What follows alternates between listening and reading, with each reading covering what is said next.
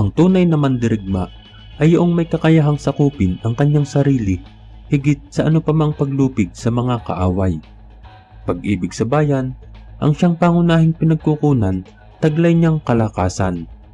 Anting-anting daw dahilan ayon sa kawikaan, ba't di matuntun yaong pinagkukutaan. Halika't magbalik tanaw tayo sa kwento ng taong iniwan ang karangyaan at mas piniling yakapin ang kanyang mga mamamayan. Buong pusong nagtanggol laban sa bayay umaalipin at nagmistulang immortal na hindi makayang talunin ng mga kaaway. Hiwaga nga ba ng mga agimat ang sa kanya'y nagliligtas o talagang dugo lang na magiting na sa ugat niya'y nananalaytay? Ang kwento ni General Simeon Ola o yung tinaguriang Ang Huling General. Pero kung bago ka pa lang sa ating channel, pakipindot na din po ng like, subscribe at bell notification button para palagi kang updated pag may mga bago tayong kwentong kagaya nito. Si Simeon Arboleda Ola ay isinilang noong ika-2 ng Setyembre taong 1865 kina Vicente Ola at Apolonia Arboleda. Sila ay tubo sa bayan ng Ginubatan sa Albay. Di gaya ng karamihan noong panahon ng mga Espanyol, sina Simeon Ola ay maituturing pa ring nagmula sa may kaya at maimpluwensyang pamilya. Sapagkat noong mga panahong yun ay napakababa ng tingin ng mga Espanyol sa mga ordinaryong Pilipino. Nagawa ni Simeon Ola na makuha ang respeto ng mga lokal na opisyal na Kastila. Minsan na siyang naging teniente de cuadrillos sa kanilang baryo. Nakapag-aral din siya sa mga kilalang paaralan na itinatag ng mga Kastila. Una ay sa Kolehiyo de San Buenaventura de Ginubatan at pagkatapos ay sa University of Nueva Caceres para kumuha ng kursong filosofiya. Minsan na ring pinangarap ni Ola na maging isang pari nang pumasok siya sa seminaryo. Naging malapit din siya kay Father Carlos Cabido na kanilang kura paroko noon. Sa kabila ng karangyaang ito sa buhay, hindi pa rin nakapagtapos ng pag-aaral si Simeon Ola dahil na din nga sa pagputok ng revolusyon. Sa mga panahong ito, mas pinili pa niyang talikdan ang kanyang maayos na kalagayan sa lipunan nang mas mangibabaw sa kanyang puso ang tawag ng pagiging makabayan. Walang pag-aatubiling sumapi siya sa revolusyon sa kanilang lugar at ginamit niya ang kanyang munting impluwensya para makapangalap ng pondo at makahimok ng mas marami pang mga makabayan para ipagtanggol ang ating lupang sinilangan. Nakumbinsi niya ang jail warden ng kanilang bayan para palayain ang halos 100 preso na kalaunan ay sumama sa kanyang hukbo. Sinamantala din niya ang pagiging malapit sa kanilang kura paroko para makabili at makapagpuslit ng mga armas at iba pang kagamitang pandigma para sa mga revolusyonaryo. Buwan ng Abril taong 1898 nang maganap ang labanan sa Kamalig sa Albay kung saan nagapi nila ang Pwersang Kastila matapos nilang magtamo ng 76 na patay sa hanay ng mga kalaban habang 14 lamang sa hanay ng mga revolusyonaryo. Kinilala dito ang katapangan ni Simeon Ola na nagdala sa kanya sa ranggong kapitan at naging bahagi sila ng pagkamit ng kalayaan mula sa kamay ng mga Kastila. Ngunit sa pagpapalit ng mga mananakop, patuloy sa pakikibaka si Kapitan Simeon Ola. Ika-23 ng Enero taong 1900, sina Kapitan Ola din ang responsable sa matagumpay na pag-ambush at pagkakahuli sa 3 namang mga sundalong Amerikano. Ito naman ang naghatid sa kanya sa pagiging major. At hindi na nagpaawat pa si Major Simeon Ola sa pagtatanggol sa inang bayan. Isa-isang nagsibagsakan ang puwersa ng mga Pilipino sa iba't ibang bahagi ng bansa, ngunit nanatiling matatag si Major Ola. Nang sumunod na buwan ng Pebrero taong 1900, isang matinding labanan naman sa Arimbay sa Legazpi ang naganap kung saan muntikan ng masukol sina Major Ola at sa labanang ito, napatay din ang kanyang pinsan na si Jose Arboleda na lubha niyang dinamdam.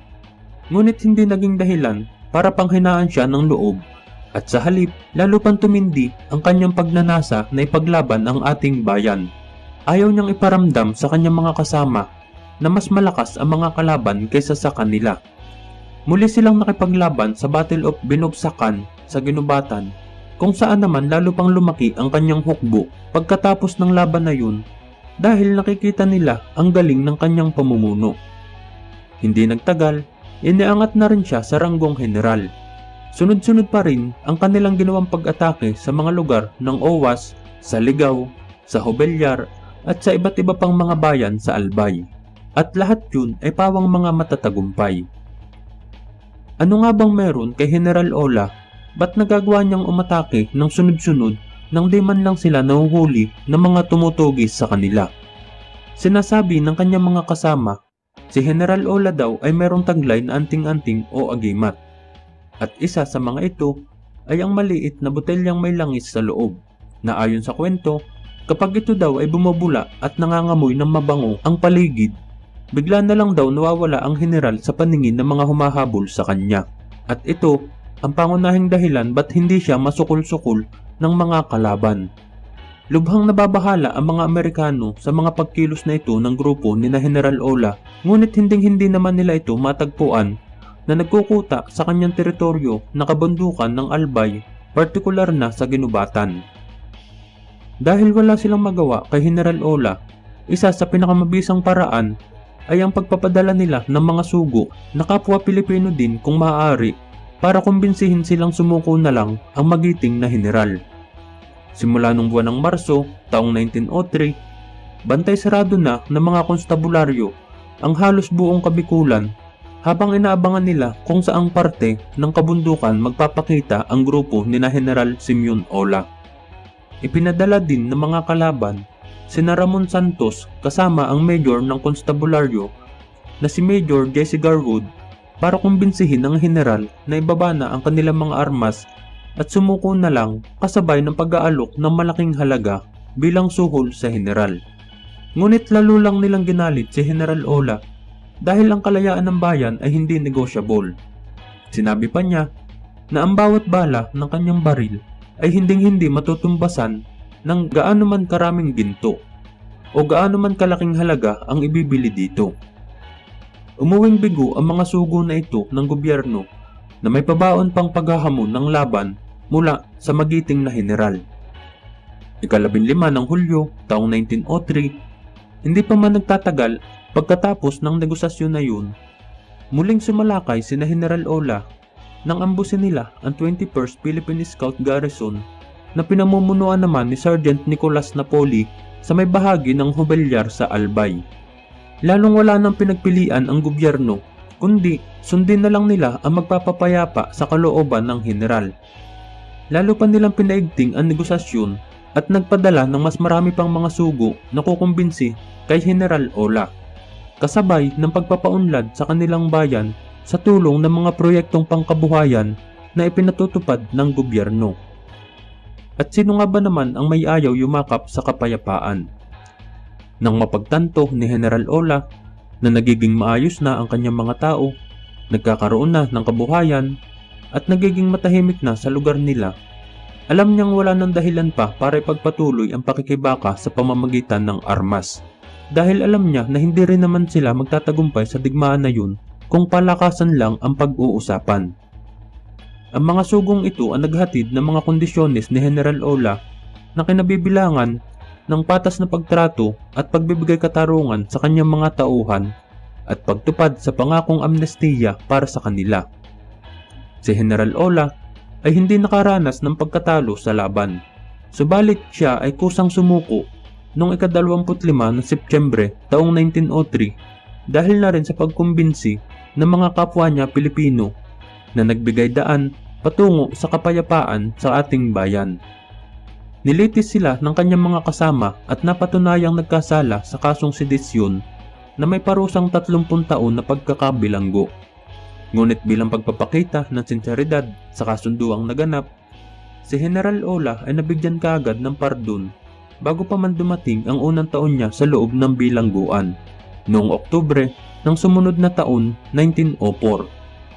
Pinagkalooban sila ng amnestiya at tuluyan nang nakalaya para makapamuhay kasama ang kanilang mga pamilya. Taong 1910, nang pasukin ni General Ola ang politika at nakaupo siya bilang alkalde ng kanilang bayan sa ginubatan hanggang 1913. Muli siyang nahalal sa ikalawang pagkakataon noong 1916 para sa kanyang ikalawang termino. Pagkatapos ay muli niyang tinamasa ang marangyang buhay gaya noong kanyang kabataan bago pa man pumutok ang unang revolusyon. Si Simeon Ola y Arboleda, ang taong hindi nagpalupig at naging veterano ng dalawang revolusyon na nagpalaya sa ating bayan na tinaguri ang huling general na sumuko, ay pumanaw noong 14 ng Pebrero taong 1952 sa edad na 86 na taong gulang. Ang tunay na mandirigma ay yung may kakayahang sakupin ang kanyang sarili higit pa sa paglupig sa mga kaaway. Ikaw kaibigan, handa mo din bang iwan ang karangyaan kung ang magiging kapalit nito'y kalayaan ng iyong bayan? O handa kang ipagkanulo ang iyong bayan para sa kakarampot na karangyaan? Alin ka sa dalawa? Maraming salamat sa iyong pakikinig kaibigan. Hanggang sa muli, paalam!